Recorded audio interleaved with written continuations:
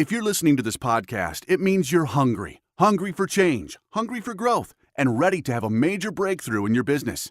As a partner or founder in more than a dozen businesses that do more than $5 billion in revenue each year, Tony Robbins has learned from the best in the world, the Steve Wyns, Mark Benioffs, and Peter Gubers, what it takes to be successful. Whether you've been in business for decades or are just getting started, it's important to get help from someone who's been there, someone who's going to coach you through it.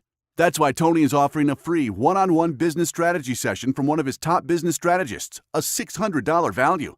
Completely free, no strings attached. If you're listening right now, go to TonyRobbins.com/CEO and sign up for a free session with a Tony Robbins trained business strategist who's helped business owners just like you to overcome their obstacles and set them on the path to success. In a world where 96% of businesses fail after 10 years, you must know how to anticipate and how to take advantage. Take advantage of this offer today.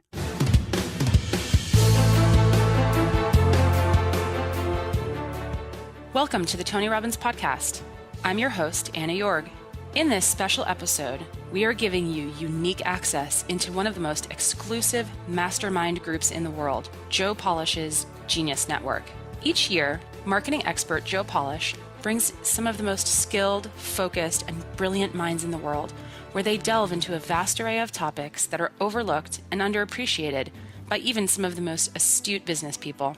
When he brought Tony Robbins and Peter Diamandis together to share their wisdom and knowledge about what it takes to achieve true greatness and absolute fulfillment, it made for one of the most powerful, provocative interviews of all time. It's a must-listen for entrepreneurs and seasoned business owners alike.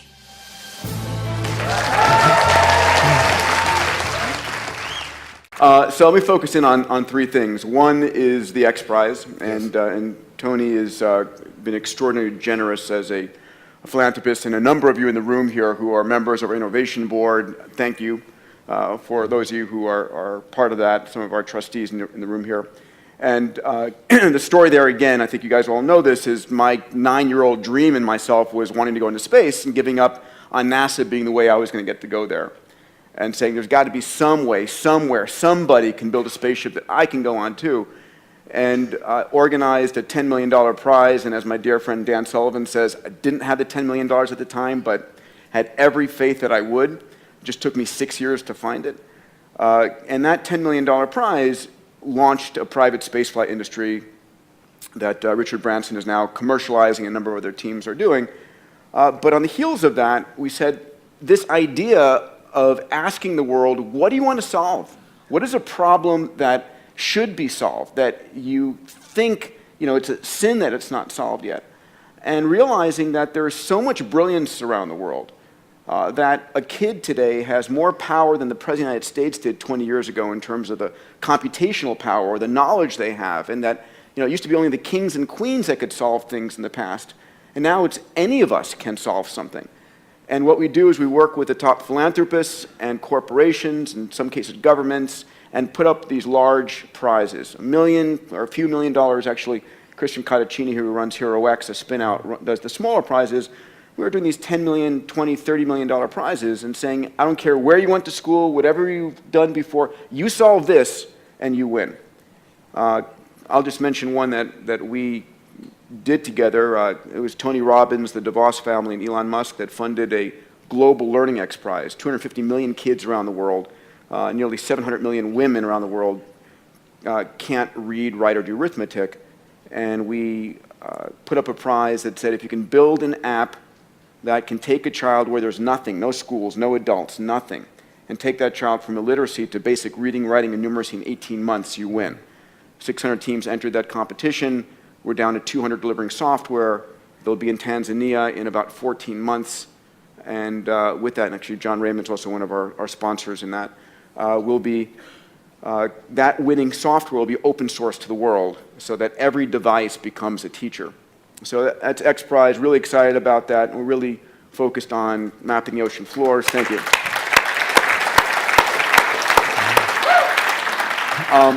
With my dear friend Eric Anderson in the back here, co-founded Planetary Resources.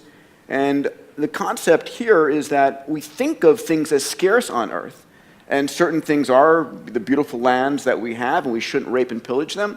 But we live in a solar system filled with resources. And the concept here of planetary resources is we are using the most advanced technology, 3D printed spacecraft, AI on board, sensors that have never flown in orbit before, to go out to prospect near-Earth asteroids, which are rich in fuels, platinum group metals, construction materials. And those same spacecraft, when pointed down towards the Earth, we've just discovered, and we're really excited about this, can actually map and predict the yield of every acre of cropland on planet Earth and really help us feed the planet much more efficiently. So we just launched our first spacecraft. Next one goes up in the first quarter. The last one, which is sort of like, I think relevant to all of us, is the idea that we can all live 30 or 40 more healthy years in our life. And to Dan's point earlier about living to 95, but not 95, living to 195, whatever it might be, we're at a moment in time where we have to realize the software that runs our body, our genome, what happens to you isn't happenstance. It isn't like, oh my God, I happen to come down with that. Your destiny is in your genes. It's also in the environment, all those kinds of things, but, and this is Tony's one of our investors. We created a company called Human Longevity. Craig Venter, who sequenced the first human genome, and Bob Hurry and I founded it together, and it's built the world's largest genome sequencing facility on the planet. We've sequenced more human genomes than the rest of the world combined. And not just the genome, your microbiome, a full body MRI, 2,300 chemicals in your bloodstream, the most massive data set about you. We mine that data to actually help you understand what is going on. It's the most complete information data set in the world.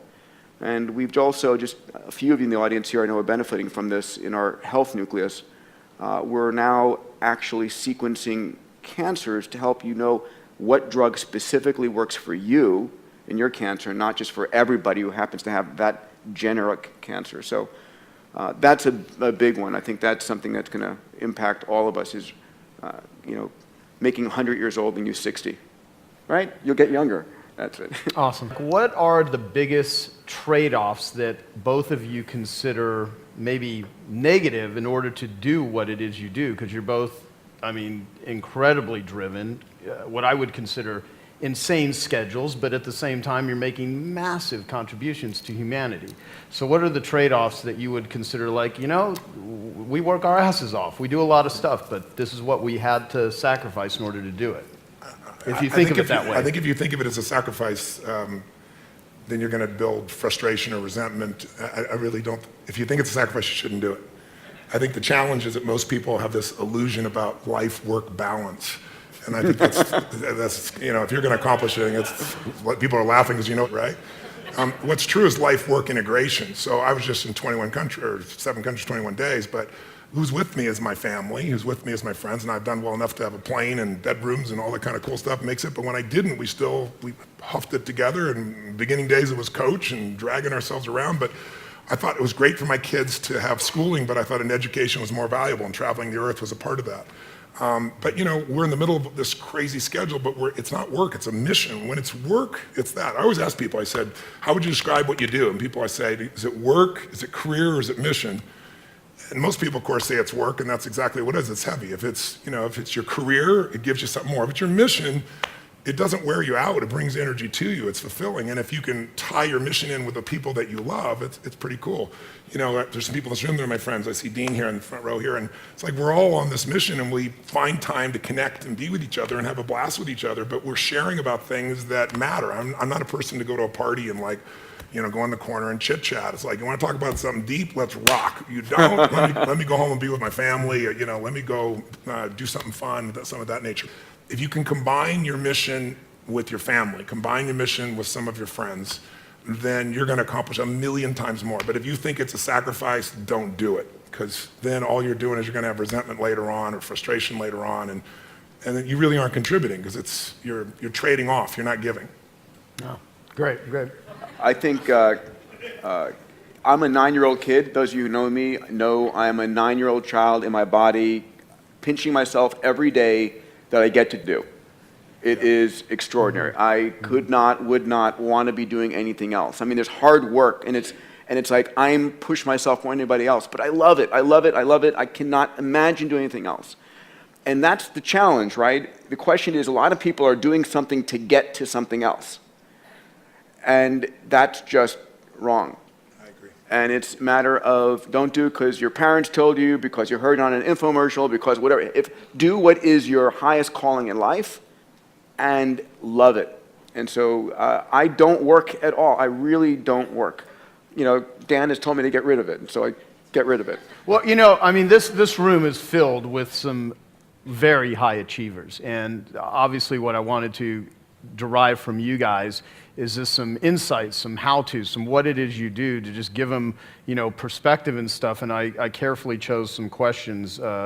And this one is, you're both masters at achieving what most people consider impossible. And I mean, really, like what you guys do, most people consider absolutely impossible. So when something is considered quote unquote impossible, how do you reframe it so it becomes possible in your mind?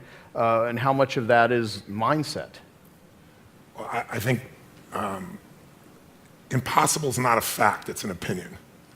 When someone tells me it's impossible, I always just look at them. Anybody around me knows that they can't do that. So that's part of it. But if they didn't know me, it's your opinion. And they'll say, no, science shows. And I say, yeah, and how many times has science showed something's impossible? Now science shows it's possible. Things are impossible until somebody does it. And so I find that, most of your business people, you look at businesses and what does it take to make a business grow? It's not impossible to make a business grow. A business has been shrinking for a long time, or it's been stuck. The real problem is always, the chokehold is always the psychology and the skills of the leader. Always. And 80% of that is psychology and 20% is the mechanics. Like if you don't know how to read your financials and you're trying to fly the plane of your company, I mean, come on. If all you do is go down and you look at profit and loss and you see what it is and you have a beer, either way, you either celebrate or you get depressed, something, you're going to be in trouble, right? But if you have the skill sets, that's one thing. But you can get any skill set if you have the psychology. And anytime a business is not growing, it is not because it's impossible. It's because they aren't innovating, and they're not innovating because they're believing it's impossible. I mean, if we all know what does it take to transform, and obviously I tell people it takes 3 things to create a breakthrough in anything, in your personal life, in your business, anywhere. You need a strategy. But that's not the first place you should look, and it's the first place all of us look. Me too. It's our inherent thing. You want to lose weight? Well, how do I do it? I want to grow my business? How do I do it?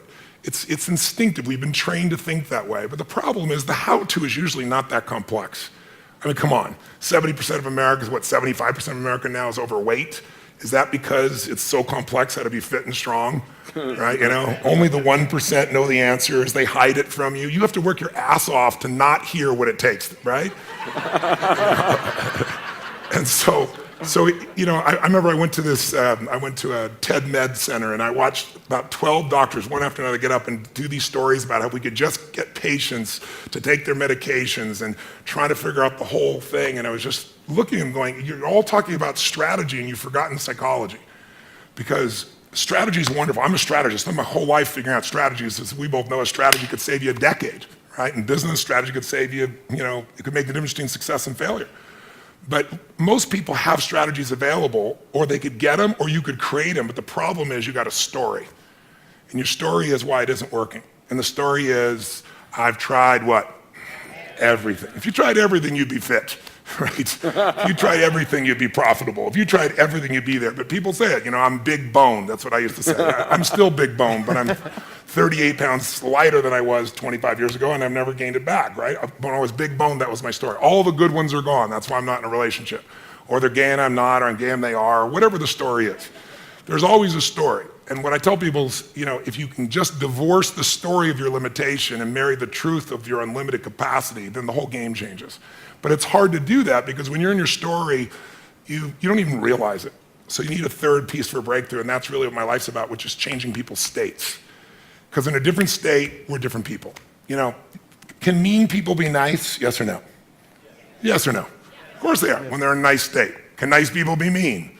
Sure, they get a mean state. So really learning to train yourself to be in an ideal state where the best of you comes out for yourself, for your family, for your mission, for your world, for your coworkers. To me, that's one of the most important decisions in life to make. If you ask me, out of all the people I've met, all the things I've seen, what creates a magnificent life? Everybody has goals and dreams that are different. Some people want, picket fence. Some want to make $1 billion. Some, want to have this huge breakthrough in technology. Some people want to write beautiful poetry. Whatever is right for people is what I want them for themselves. I don't want them to be like me or you or anybody else. I want them to have their dream. But to have it, you need 2 skills. You need, number 1, to have the science of achievement. It's a science. You have to know how to take your vision and make it real. And most of the people in this room have already figured that out. And this guy sure as hell has, and you have, and I have. So most of us know, and we can all refine our skills in that area. But we know how to take what we dream about, make it real. And if you don't, you can learn from somebody who does. The simplest thing is get crazily hungry for something. We all know when you get so hungry, so desirous, your brain starts coming up with answers. And then it's massive action, but effective execution, which is all modeling, which is, I assume, what this is about. Find the best example, compress the time. Let someone else take 20 years to figure it out. You do it in 2 weeks or 2 months or whatever the period is. We should all be standing on the shoulders of the people around us instead of reinventing the wheel. And then there's this thing called grace. If you work your ass off, you're totally focused, you're trying to serve something larger than yourself, and you really are executing what works, you need a little grace. You might want to call it luck if you prefer, God, the universe, but it's there. And we can all achieve. But I think the more important skill, if you ask me, is to have an extraordinary life is the art of fulfillment. And it's an art. It's not a science. Because there's a science to making money. I don't care who you are. If you do certain things, you're going to have too much financial stress. You do other things, you're going to have an abundance. There's a science. There's a science to your body. Everyone here is biochemically different genome, but there's certain fundamental patterns that if you and I follow them, you're going to have tons of energy, you're going to feel good. If you break them, you're going to pay the price and have low energy or disease. But fulfillment is an art. What's going to fulfill you is different than the other person next to you. You're not going to learn that from anybody else. And you got to find it, because success without fulfillment is the ultimate failure.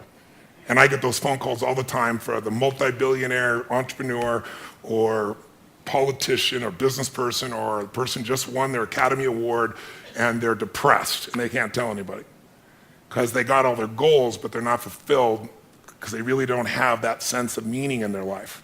They went for something and they got it. They achieved.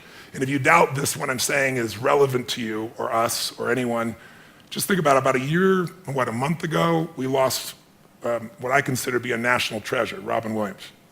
How many of you loved Robin Williams? Look around the room, keep your hands up, look. And most of you didn't know him, almost every. And where you go in the world, people love Robin Williams. By the way, was he great at achievement? Oh my God, that guy, he said he wanted to become a great comedian, he did that. I want to make the world laugh, he did. I want to make my own TV show, he did. I want to have the #1 TV show, he did it. I want to make movies, he did it. I want an Academy Award for not being funny. Not his skill set, drama, and he did it. I want a beautiful family, and he did it. And then he hung himself. Make everybody happy but yourself. Not a good plan. So if I had a gift to give you, it would be maybe make a different decision. And the decision is that no matter what happens in your life, you're going to live in a beautiful state. A beautiful state. And that could be happy, that could be grateful, that could be being generous. Those are all beautiful states, aren't they? It could be curious. It could be fun, it could be playful. You're not limited to one state, but it's different than suffering. And most people's suffering, and all suffering I've ever seen, I've traveled to 100 countries, I've dealt with presidents of countries and presidents of businesses, CEOs, I've dealt with people in prison, I've dealt with, you name it, average people. Suffering always comes because you're obsessed about something related to you. You can only be depressed if you're focusing on yourself. You say, no, I'm depressed because it's my kids and they're not doing well. No, you're depressed because you feel you failed your kids. It's about you. It's about how you think what you should have done or shouldn't have done or what someone did to you or didn't do to you in the past or the future, which don't even exist. So I have a simple goal. My goal is help people make a decision that says, I don't know what's going to happen. You might get a divorce, even though you don't think so. You might find a member of your family with cancer. You might have your house get burned down or have a tornado go by, and if you live in the same place, it happens every 2 years and you move back, we should talk, but some people seem to do that for some reason. You can't control those things. I can't control those things. I don't want those to happen to you or anybody I love or anybody who's even a stranger to me, but they're going to happen. True? Not positive things, just the truth. So if that's going to happen, I say make a decision now that says, I'm going to live in a beautiful state and I'm going to find beauty in whatever life brings me. Because life is too short not to. I see a little buddy over here named Sean. I remember when I got a phone call from the Make-A-Wish Foundation saying a young man is about to die and he wants to meet you. And he came to a seminar and then I took him out afterwards. And at the time, if he coughed too much, They said, you can't grab him. I said, I want to take him across the fire. They said, take him across the fire? I said, if he coughs, he'll break a rib. I said, I'll be really gentle. We're going to do this thing. And he did it. And then afterwards, I sat down with him and said, man, I don't have the answers, but if your body is, you're just coughing and it's going to make you break a rib, your body is so acid. I said, you should get alkaline. Let me put you together with a doctor. How many years ago was that? From 36, I was 19. You were 19 and you're now 36. I like seeing you here, so brother. Give him a hand. He's a beautiful man. He's a beautiful man. But Sean, what made me think of Sean is Sean lives in a beautiful state. He could be complaining and whining. What does he do? His whole life is not about himself. That's why he's so happy. He doesn't live in himself. He lives outside himself, serving things he loves. He still takes care of himself, and he's funny. He likes to seduce women and things like I can't talk about right now, but... Oh, you're married now? Okay, well, good. I'm glad to hear it's about frickin' time. All right, Sean? It's good to see you grew up. Now, the bottom line is this young man over here who now is at a different stage of life, he's always been who he is. I think he lived because he lived for more than himself. I'm sure he felt pain, but we only suffer when we think about what's being done to us or what people are going to think or what they should have done or hadn't done, and you can't control that stuff anyway. I mean, why be pissed when people are going to do it? Are people going to be mean? Yes or no? Are people going to be unfair and unjust? Yes or no? Are people going to be beautiful and generous? Yes or no? You just never know when that's going to happen, so might as well enjoy yourself along the way. And I suggest today, if you want, if there's any gift I came by to give you, it's to tell you what you know already, but get you to make a decision about it. To actually decide, I'm going to live in a beautiful state. That doesn't mean I don't get angry or tired. Suffering arises and you end it the moment you go, I'm thinking about me. If I do this, I'll always be suffering. The human mind is always looking for what's wrong. The human brain is not designed to make you happy. It's designed to make you survive. Happiness, that's your job. And you only get it if you draw a line in the sand. That's how it's going to be. And I can tell you the few people that do it, I know a few people that have done it, they have magnificent lives. And when you're in a beautiful state, the best ideas come in. This man lives in a beautiful state. Every time I talk to him, I love seeing Peter. Peter's just always on fire about something. But notice, he's doing unbelievably well. There's nothing wrong with that. But almost everything he's doing is about more than himself, and so that's why he feels so alive. He's not suffering an ounce. He's in ecstasy. He's not lucky. He's living life a certain way. It's a beautiful way. I'm honored to have you as a friend. Thank you, brother. How many met this man before and he was in a wonderful state? Let me show your hands. I don't think I've ever seen him not in a wonderful state. I've seen him have some painful, challenging places, but he doesn't stay there. And look what he's able to create because of it. He is a 9-year-old boy who's on fire. He's on fire to light the world on fire with what's possible. It's a beautiful thing. I honor you. So the contribution I'll make, thank you, Tony. And I think it was about impossible and mindset and so forth. Yeah. Is the reality is there is very little that's impossible, period. It just is. And your mindset, as soon as you say something is impossible, then you shut down every possibility for solving it, right? And we all know this. And the challenge is that it's really hard not to be in that state because we get thrown stuff all the time. And what I want to share with you is an experiment, which is to say, okay, not only how do I make it possible, but how do I actually go 10 times bigger? And you've heard me speak about this, moonshot thinking, bold thinking, whatever the case, whatever terminology you want to give it. And most of us in our life are trying to make a 10% improvement. And we know this. I'm trying to increase my revenues by 10%. I'm trying to reduce my sales by 10%, save 10% more of the lands out there. Whatever it truly is, we all have this sort of beaten into us by life and by the rest of the universe that you can make these small incremental improvements. But the fact of the matter is that there are those in the world that go 10 times bigger. And every one of us can be that. And as soon as you say, I want to not only solve this thing, but go 10 times bigger in my work, in the things, and can I say this, in something that you're truly passionate about, not just about earning a little bit more money. I mean, it really should be in something that you care truly about, that is bigger than yourself, that is impacting the world.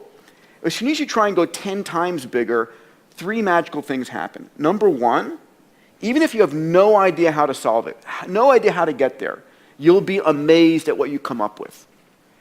And what's interesting is our legacy, our past, anchors us to where we are today.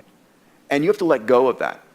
You truly have to let go of all the stuff in your past, what you thought you'd done, all of the, the infrastructure that you've built to let yourself go.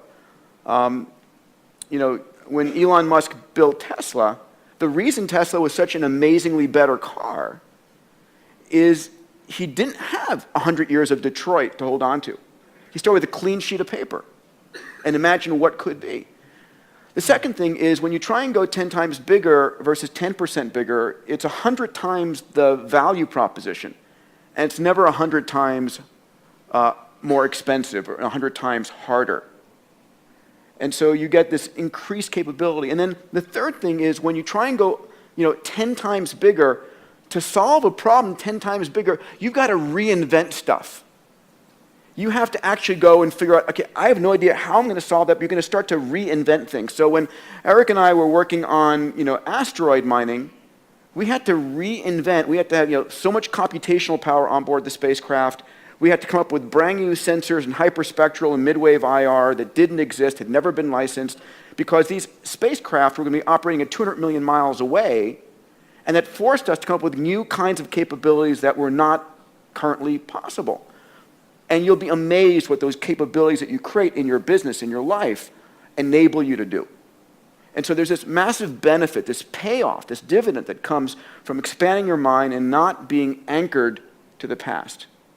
And so I think that there are very few things that are truly impossible. I think that impossible is a state of mind. And I'll say one other thing. The people in your life are part of that anchoring. And so how do you anchor yourself with a new set of people? Right? I'm looking at my dear friend Naveen Jain here, with whom we've opened up X Prize India and are really working on solving women's and girls' issues in India and providing abundant drinking water in India. So how do you surround yourself with amazing people who live in the state of anything is possible? I'm blessed at X Prize, at Singularity University, at HLI and PRI. I live that constantly. And so how do you do that? Where are you doing that? What is your nothing is impossible community? Here. It is truly here. And so that's really critically important, because once you get into that mindset, then you start freeing yourself from that you tell yourself and people tell you. Because we are living in a world where constant, amazing miracles happen. The other thing, because I'll put my commercial into this, stop watching the news. Stop watching the news. You could not pay me enough to have the Crisis News Network or the Constantly Negative News Network, whatever you call CNN, pollute my mind. Really, I have social networks, I have Google filters and so forth. I was just telling Ariana about this, and hopefully she'll do this. I want on the front page of Huffington Post, I said, I want a slider where I can control the percentage of positive news stories. Right? How would you like that instead of, because right now it's 10 to 1 negative to positive. It's true. It's like, why would you possibly invest in the world and in the life and all these things if the world is falling apart? If the Crisis News Network is like showing you airplane accident, airplane accident, airplane accident, what problem is that the news networks never tell you, there was no school shooting today at this school, or there was, this airplane actually flew LA to New York and actually made it and everybody survived. That's not news.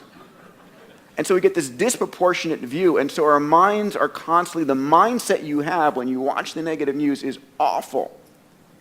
Not that it's not going on. It's not that there's this amazing hardship and lives that are on the precipice of hunger and death around the world. But the world is getting better at an extraordinary rate, and you can make a difference in it. And there is no problem. There is no problem we cannot solve, period. End of statement. So. Awesome. All right, so since both of you are two of the greatest achievers and biggest thinkers, at least that I know. In the history of humanity. honest to God, you know what? No, in a very serious way, you know, it's funny. I can't imagine there will ever be another Tony Robbins. You are a freaking freak of nature. That's true. A force of nature. And I mean, one of the most amazing things, like when I went to date with Destiny, he'll ask, how many of you came here, you're thinking about committing suicide? And literally, I don't know, anywhere from 6 to 12 or whatever, I don't know the amount, stand up, and you literally take that on. I don't know another human being that could, I mean, it's mind-boggling, and you flip it. You take a person in a horrible, hopeless state, and they're coming to your seminar maybe as a last-ditch effort, but there's that hope. And you just channel it, but then you share that with freaking thousands of people live on the spot. I mean, and that's just one of like hundreds of things that you do that are mind-boggling. And everybody in the audience thinking, there's no way he can do this. There's no way you can solve. How can you possibly? And then boom, it's done. You do it. It is truly a blessing to have you on the planet. It's a blessing. I mean, like, were you born this way? It's a stupid question, but like, I'm saying it for other people. Like, you built yourself to be Tony Robbins. Who published your gene sequence? I was a kid from Azusa who had no certainty, who we had no food and had to be in charge because my mother was a little crazy, and I promised myself that my future family would never go through this. And so I decided I hated suffering because I experienced it and I wanted to end it. So I read 700 books in the area of human development, psychology, and physiology when I was still 17, 18, 19 to 21, 22 years old. I was saying I was going to read a book a day. I didn't do that, but I was still immersed. I went to every event. I listened to everything. I got immersed.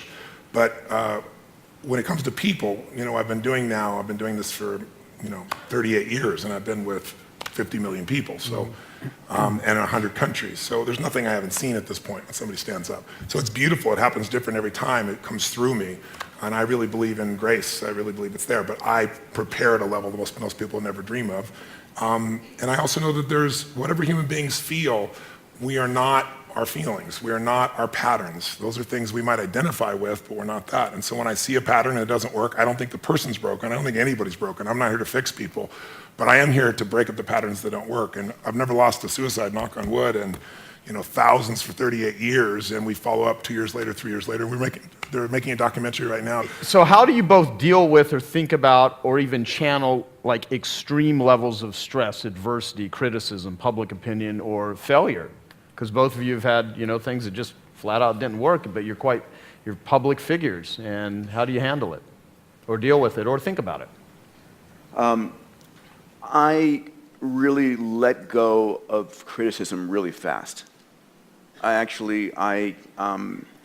might, sort of process it in the moment to try and figure out is there something that I truly can learn from there valid, but I let go of it really fast. And so if I'm in a fight, a personal fight or whatever, it's like, time is so precious. Time is so precious.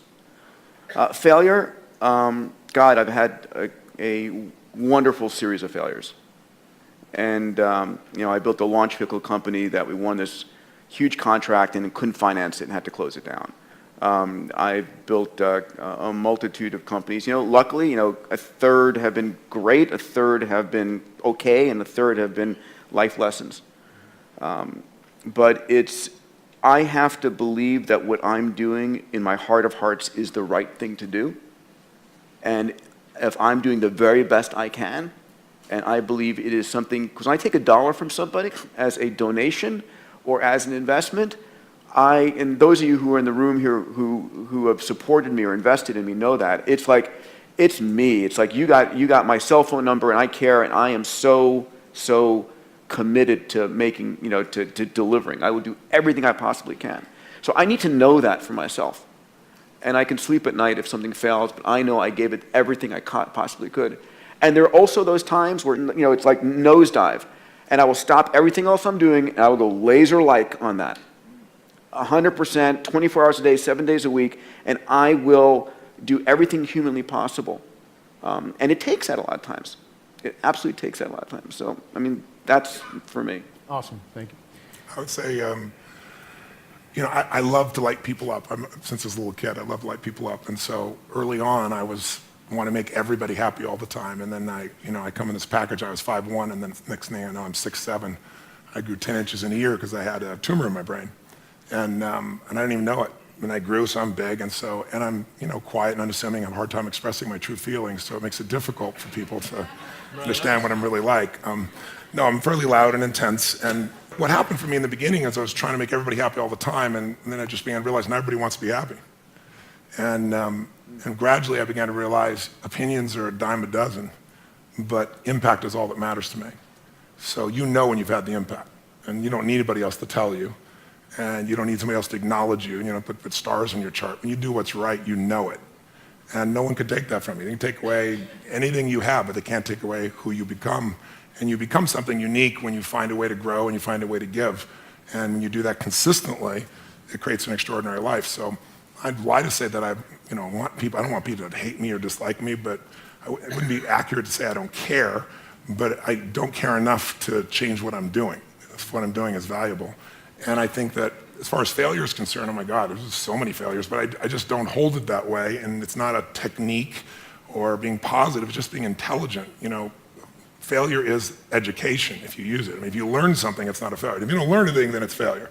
But if you learn something, how many of you in this room have had something happen in your life that was horrific? You hated it. You'd never want to go through it again. You never want somebody you care about to go through it. But looking back on it 5, 10 years later, you say, I'm so glad I went through that because it made me so much stronger or so much smarter or made me care so much more. Who can relate? I'm curious, right? So if that's true, then why not adopt the philosophy that life is not happening to me, it's happening for me. And that everything's happening for me, even what I thought was failure. And now my job is to figure out where's the benefit and use it for greater good. So I could probably list unlimited failures, but I would be insincere because I don't really look at them as failure, and that's not because I'm positive, it's just because I work my ass off to figure out what can I learn from that, how can I use that, and I'd like to make people happy, but I've also learned in business, I fire customers. I don't need them. It's a privilege to do business with us because we will more than deliver times 10. And so I teach my team, and it's so rare we have to do it anymore, but you fire a customer and you say, listen, we're not going to be able to meet your needs clearly because are there people out there that no matter what you do, they're going to be unhappy, yes or no? But why are you doing business with them and taking the life energy of your organization from it? I get rid of them so fast, and then they always want back in, and I never let them back. Never. And then when they become a public hanging and other people go, well, this is how you play here. Because in the world of the internet, we've lost any form of kindness. People say things that are the most harsh, horrific thing, and the stuff people write. And all it is people who feel insignificant, who would never have the guts to say something to your face, but we've created an environment where it's tolerated. And so I think reversing that is really important. You have to define your environment, your business, your world, your family, because we all get what we tolerate. I won't tolerate it. I'll give my soul to a stranger, but I won't tolerate somebody being abusive to any member of my team or to people in my audience, or to me, certainly not to my family. And you get what you tolerate, you gotta decide. And you also get what you tolerate in yourself. And I think if you can look at what you're tolerating yourself and say, I'm not gonna tolerate that anymore in myself, then it's easier to lead other people. If you're just telling other people you won't tolerate, they'll look at you and go, yeah, you don't tolerate, but look how you are. And you don't have to be perfect, but people see how, you don't have to know who I am, you don't have to watch my lips move, you can see how my feet have moved for 38 years, that's Tony Robbins. Right? That's probably the best signature you can give. That's the brand that you put out there. It's the way you live. The thing you said, the line, which I love, life is not happening to me, it's happening for me. Is that is part of that a trick you play on yourself, or do you truly believe everything you are able to take that as ingredients of this is all happening for me, this most horrible, most horrendous thing, from diseases to suffering? That's an important line, and I like to... It's not just a line. There's a woman that I just saw that I'd met 15 years ago, and she just showed up at my seminar, and she was suicidal because one of her daughters had gotten sick, and she brought her to the hospital, and the doctor said she brought her home and the child died. And she was going to kill herself, and she had 3 other kids. So I really, truly had to work with her, and I remember working with her back then. I looked it up because we have all stuff I've ever done on film. And I asked her, I said, what are your spiritual beliefs? And she said, I believe everything happens for a reason, and all that stuff. I said, so you're going to abandon what you believe spiritually because life didn't turn out the way you want right now? She said, no. I said, if it's the truth, it'll be the truth when it's painful, it'll be the truth when it's pleasurable. So I would lie to you to say, oh, I jump up and go, oh, this is happening for me right now. I don't do that. I think, what the hell's happening? Why? And then I catch myself and I go, there's some good in this. And my core belief, my real core belief underneath that is, everything I've ever been able to help people with is because I've faced some portion of it. If I, have to face a divorce, I decided I needed to go through a divorce and I didn't want to. No one takes you to pick your partner after 14 years. It was the most horrific thing in the world, but I thought, if I can figure out how to do this elegantly, intelligently, lovingly, no matter what the other party's like, then I can help anybody else. If I've had several businesses over the decades that were, near the verge of bankruptcy. I had a resort in Fiji and there was a coup, it's kind of inconvenient, and I'm losing $1 million a month, and it's like, and I didn't have $1 million a month to be losing at that time, just I wanted to create this great place for people. But it's like, in the midst of all those elements, I'd come back and say, if I can figure this out, I can help any other business. So almost all my skills have come because of something I had to solve in me or help someone else solve. And my view is, if I can figure it out for me, I can help millions of people. And so that makes the problem inspiring, as opposed to the problem being, why did it happen to me? Because we're all going to experience problems. I mean, the only thing that we all have in common is everyone here is going to experience severe pain. I don't care how rich you are, money is not going to create immunity to pain. Suffering, you can get immunity from the decision I told you about. But we're all going to have problems. We're all going to have challenges. The only difference is, what the hell are you going to do with them? And if we just deal with our own problems, they get really boring, and some people need problems to have drama in their life to cover the fact they're not doing anything. But I think it's much more interesting to solve it and move on and help other people do the same, because you've actually done it, not because you talk about it. Yeah, gotcha. What I love is Robin Sharma, who we did a call with. He's in the room. He has this thing, the 5 a.m. Club. A guy named Hal Elrod wrote a book of Miracle Morning. You do priming in the morning. I'd love to hear what you guys feel are your best rituals, or what it is that you are doing that just massively impacts you to be as effective as both of you are. If there's something simple or something that you just do that makes your life work, starting, be it a morning ritual or just anything that people here could do. Does watching cartoons with my kids at 7 a.m. count? No, that may be accurate. It's for me, it's anchored in my desiring to make the impossible stuff I set out happen, right? It's anchored in this infinity challenge. I'm never bored. These problems I've taken on with an amazing group of people are all sort of infinite, and there's no getting there. So for me, they're my guiding stars. So it's like, okay, what am I going to do right now to move the game forward this day? I wish I could say I was a great meditator or yoga person or so forth, and that will come, but not right now. For me, it's just it's dedication to the child inside me and what I care deeply about, which is making these succeed. And ultimately, it's trying to be clear about what I'm enjoying doing, right? It's surfing the stuff I love versus, this is work. I'm probably not good at this work. Who else can I find that can do it? And doing the stuff that I truly love better, and doing more of that. There's nothing sophisticated there. Tony, what do you got? Well, I think anyone who succeeds has something that they aspire to. There's a mission, there's a direction, there's a desire, and they bring it up regularly. And you do that, even though you say you don't do it in a sophisticated way. Attacking the human genome and figuring out how to get meteors to feed you what you need is a fairly large vision, somewhat sophisticated. Mine's really simple. Mine's simple is I believe that the body is the place that drives the mind the fastest. You can go inside your head all day long trying to resolve things and make excuses or freak out, but I learned early on in my life that in order to make myself do things, I had to trigger this body to feel strength and to know that when I say something, I mean it. And so I have a simple ritual that's actually enjoyable. It may not sound enjoyable, but it is now, which is I get up every morning, and I'm privileged to have multiple homes. So if I'm in those homes, one of the homes I have a river, the rest of them I have cold plunges. And I go into 56-degree temperature just for about 60 seconds. I jump straight in, or I was just in Sun Valley, the river's 38 degrees, a little bit cooler. And I took my nephew and said, "You're about to learn how to start your day."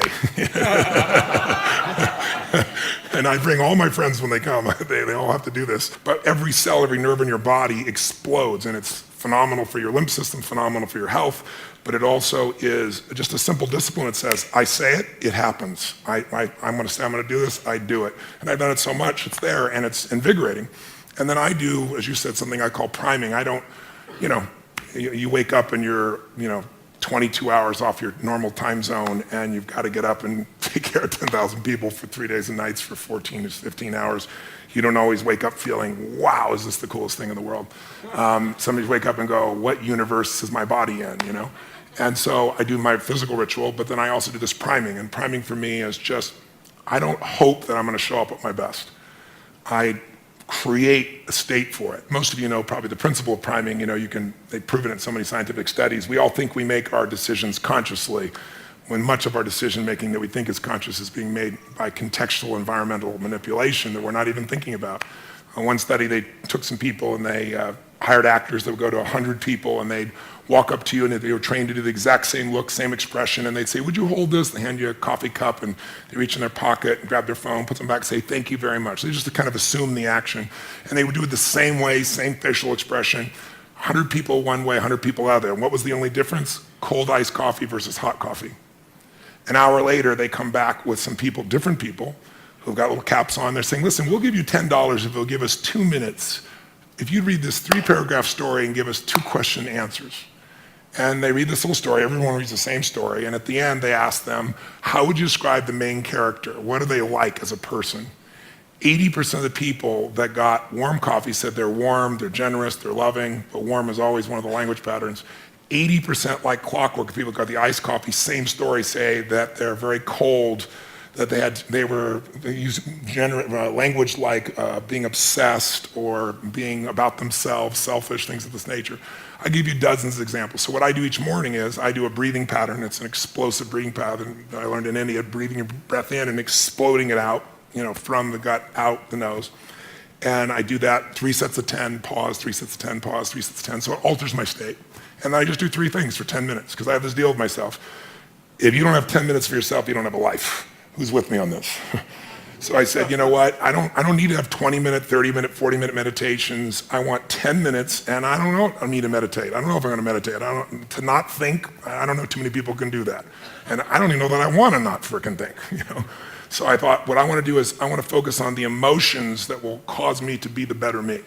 And the 2 emotions that most people are messed up by are anger and fear. And when you're grateful, you can't be angry. Try to be grateful and angry simultaneously. It'll never work. And you can't be fearful when you're grateful. So when I look at people, almost always they're reacting out of fear or they're reacting out of anger. It's some version of those 2. So gratitude to me is the antidote. So I spend 3 minutes, just 3 minutes, and I think of 3 things I'm grateful for, 3 people, 3 situations, but I step into it. I don't remember the roller coaster over there riding it. I put myself in the front seat going over the edge so I feel the moment. And I make sure one of the 3 things I'm grateful for is something really simple, like the wind on my face, or something beautiful like my child's smile.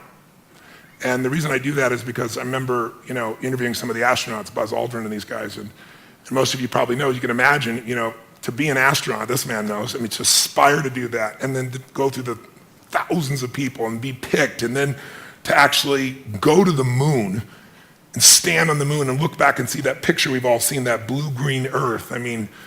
You imagine, and then you come home and what happens? There's a ticker tape parade and you shake the president's hand.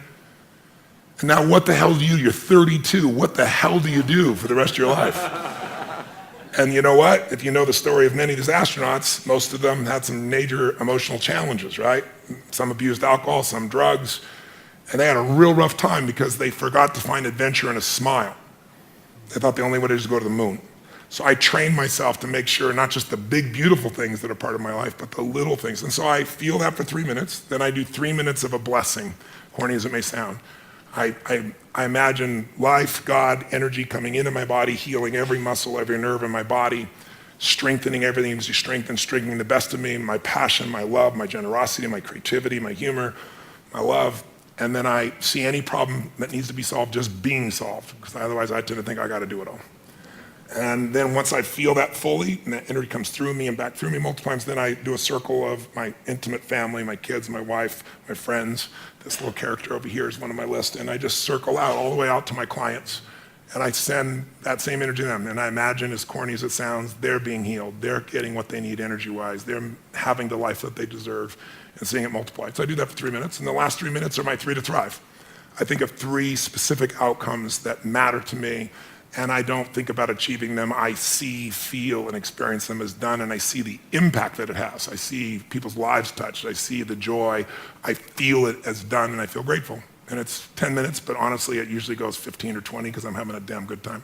But by having a 10-minute walk, there's no excuse not to do it. And I do it every day, and I don't hope I'm going to feel good. And then what happens is, you're primed. You see things through a different set of filters. You make decisions through different filters. And also think of it, most people are wired for stress. They're wired for frustration. They're wired for feeling lonely. And they got a highway to pissed off, and they've got dirt roads to happiness. So I decided I'm going to wire myself for happiness. I wasn't born that way. My view is I had to change the whole earth to be happy. Today, that's different for me. Now I can just wake up and be happy because I've wired myself in a different way, neurologically. And then I show other people how to do this as well. You guys are awesome. I really, really appreciate you both coming to this and thank you so much.